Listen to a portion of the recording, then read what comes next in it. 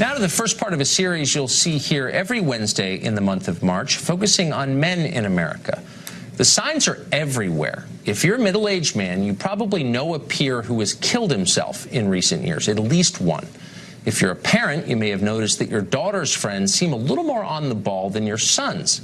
They get better grades, they smoke much less marijuana, they spend less time playing video games, they go to more prestigious colleges. If you're an employer, you may have noticed that your female employees show up on time. The young men often don't. And of course, if you live in this country, you've just seen a horrifying series of mass shootings, far more than we've ever had. Women didn't do that. In every case, the shooter was a man.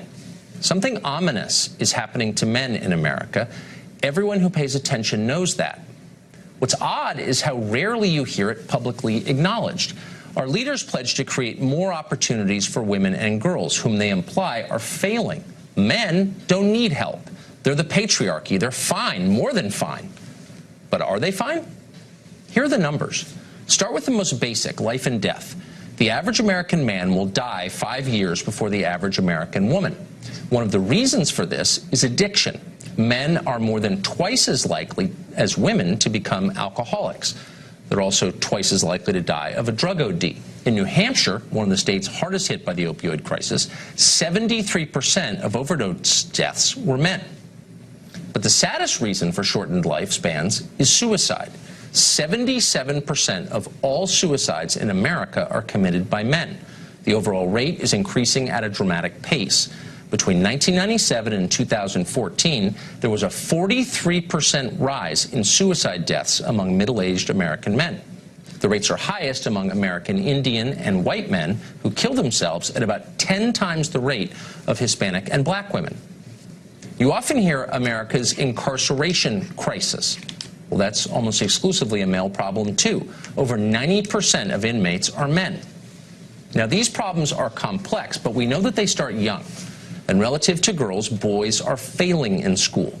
More girls than boys graduate high school. Considerably more go to and graduate from college.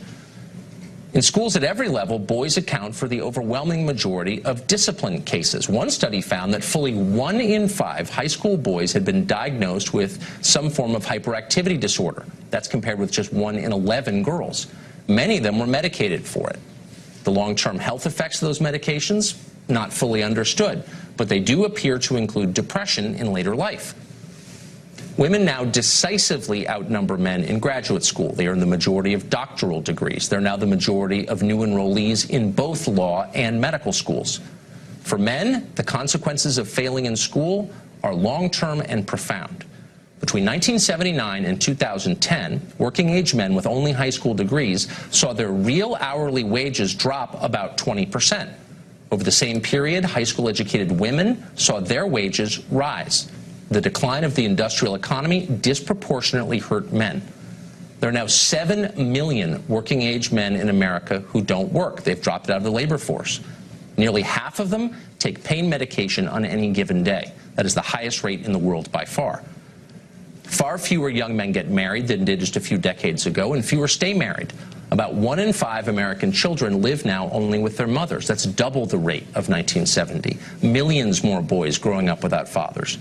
Young adult men are now more likely to live with a parent than they are to live with a spouse or a partner. That is not the case for young women. Single women buy their own homes at more than twice the rate of single men. More women than men now have driver's licenses. Whenever gender differences come up in public debate, the so-called wage gap seems to dominate the conversation. You've heard it. A woman makes 77 cents for every dollar a man earns. That's a statistic that you'll hear a lot. Presidents have repeated it, many candidates. It's everywhere. And yet that number compares all American men to all American women across all professions. No legitimate social scientist would consider that a valid or meaningful measure. The number doesn't mean anything. It's intentionally misleading. It's a talking point. Once you compare men and women with similar experience, working the same hours and similar jobs for the same period of time, that's the only way you can measure it, the gap all but disappears. In fact, it may invert.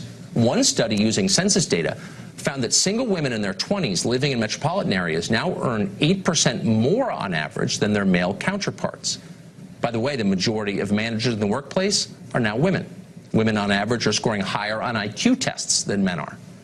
Even physically, men are falling behind. A recent study found that almost half of young men failed the Army's entry-level physical fitness exam during basic training. Fully 70% of American men are now overweight or obese, as compared to 59% of American women. Perhaps most bafflingly and terrifyingly, men seem to be becoming less male fundamentally, measurably. Sperm counts, for example, across the West have plummeted. They're down almost 60% since the early 1970s. Scientists don't know why this is.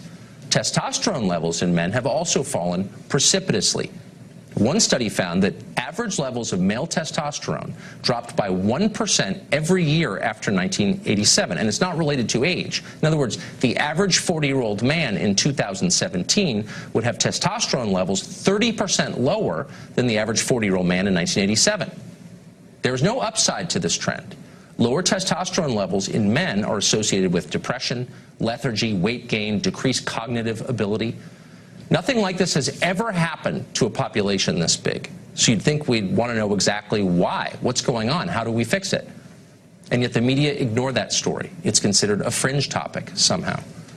Nor is it, believe it or not, a priority in the scientific research establishment. We checked, and we couldn't find a single NIH-funded study on why testosterone levels are falling. We did find a study on, quote, pubic hair grooming prevalence and motivation among women in the U.S., So those are the numbers, and they paint a very clear picture. American men are failing in body, in mind, and in spirit. This is a crisis. Yet our leaders pretend it's not happening, and in fact they tell us the opposite is true. Women are victims, men are oppressors. To question that assumption is to risk punishment. Even as women far outpace men in higher education, for example, virtually every college campus supports a women's studies department whose core goal is to attack male power. Our politicians and business leaders internalize and amplify that message. Men are privileged, women are oppressed. Hire and promote and reward accordingly.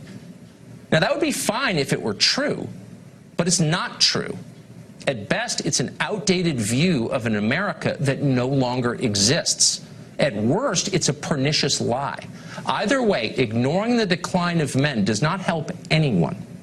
Men and women need each other. One cannot exist without the other. That is elemental biology. It's also the reality that each one of us has lived with our parents and siblings and friends. When men fail, all of us suffer. How did this happen? How can we fix it? We hope that this series, each Wednesday this month, answers those questions. Jordan Peterson is a professor at the University of Toronto. He's written a lot about the decline of modern men. We spoke to him recently. Jordan Peterson, thanks for joining us. We've got a long list of statistics that paint a pretty clear picture that boys seem to be falling behind relative to girls in the United States. Why do you think that is? I think that that's partly a consequence of directed policy.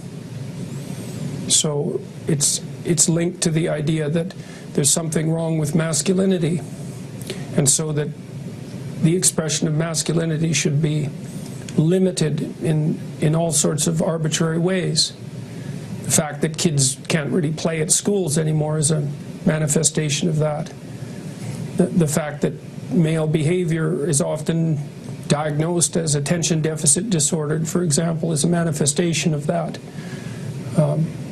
The elimination of competition as a valid form of human interaction, and the failure to recognize that competitive sports, for example, are deeply cooperative in their fundamental nature, as long as everyone is playing by the rules, obviously.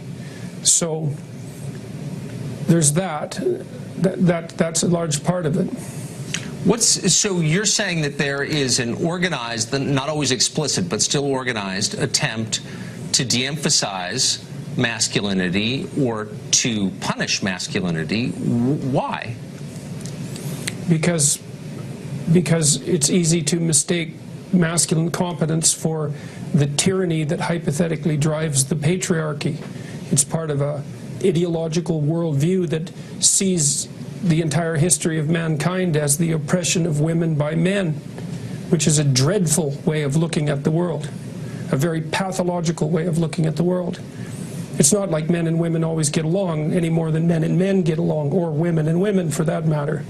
But fundamentally, human history is a cooperative enterprise, and men and women have lifted themselves out of the mire over millennia in their cooperative endeavor.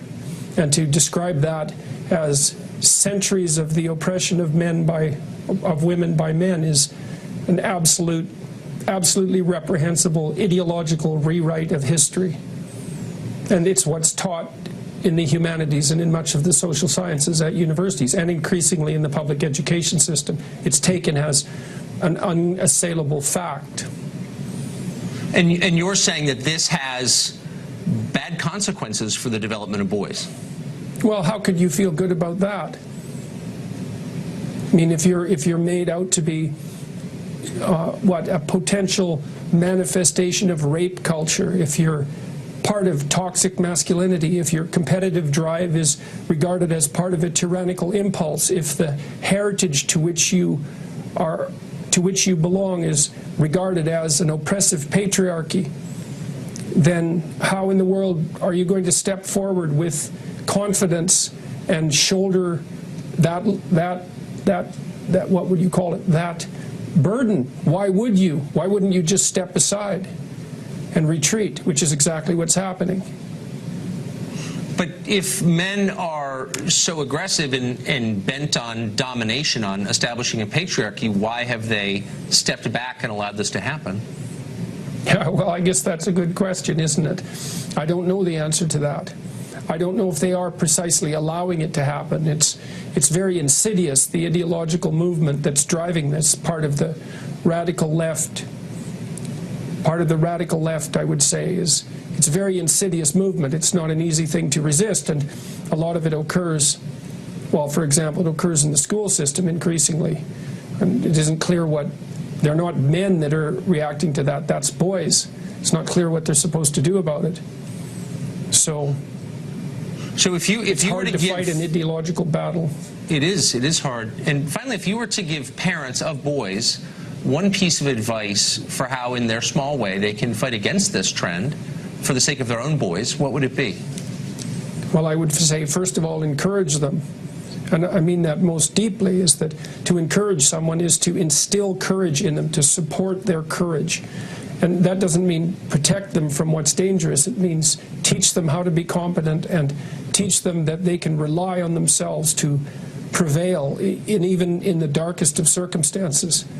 That's part of it. Yes. I would say as well, more specifically, and this is specific advice for parents, if you have your children in a school and they talk about equity, and there's a class and they talk about equity, diversity, inclusivity, white privilege, systemic racism, any of that, you take your children out of the class. They're not being educated, they're being indoctrinated. And there's absolutely no excuse for it. I agree with that completely. You might run out of schools pretty quickly, though, here in this country. That would be just fine. The sooner the better. Jordan Peterson, it's hard to express my gratitude to you for telling the truth as you do. Thank you very much for that.